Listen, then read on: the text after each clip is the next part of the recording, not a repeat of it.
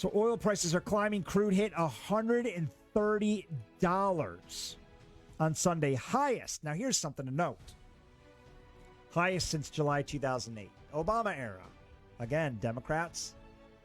Sky high oil. Republicans. Trump comes down. Life was good under Trump. Okay? I'm not obsessed with Donald Trump. I was obsessed with his America First policies. I was obsessed with the fact that he just didn't want to deal with any of this nonsense. He said, listen, I'm not interested. And this is why Putin didn't invade Ukraine.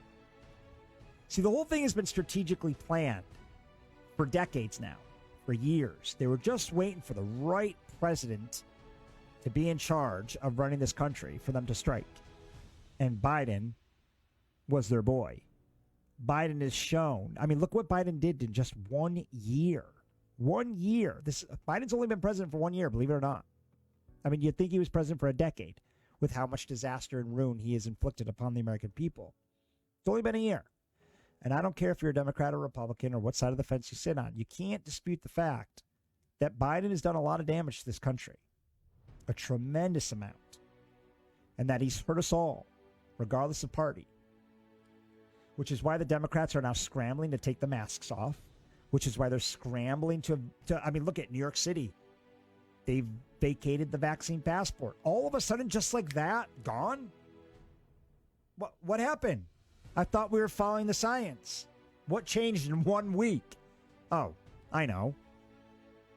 Biden wanted to look like the hero to the American people that he ended COVID like he promised he would, which he didn't. Biden didn't end COVID. The midterms ended COVID.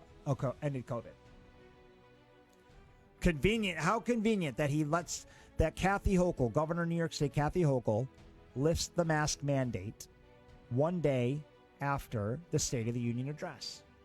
All of a sudden, the day before the State of the Union address, nobody needs to wear a mask on Capitol Hill. That's it. Pelosi lifts it. Why? A week ago, we were all scared shitless. Just 3 weeks ago, you were sending out test kits to millions of Americans, which you couldn't even keep up with. And that was as much of a disastrous failure as the distribution of vaccine was in the beginning. See, they've done nothing right. They've done nothing right. So the midterms are coming up, and they're all scrambling now. And they're all scrambling, and Biden's trying to think of how. I don't think they're going to pull. I don't think they're going to recover from this one. I think this is the nail in the coffin for the Democrats. Their mismanagement of COVID, their mismanagement of the Ukraine-Russia crisis, their constant threats but followed with no action. Biden keeps talking about what's with all the talking. He keeps talking about cutting Russia off from oil. Just do it then. Do it.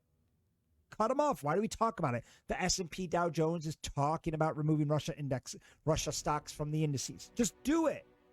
Why are we talking? The only thing that we actually do don't really mean much. Sanctions. What sanctions actually? What sanctions does Putin care about?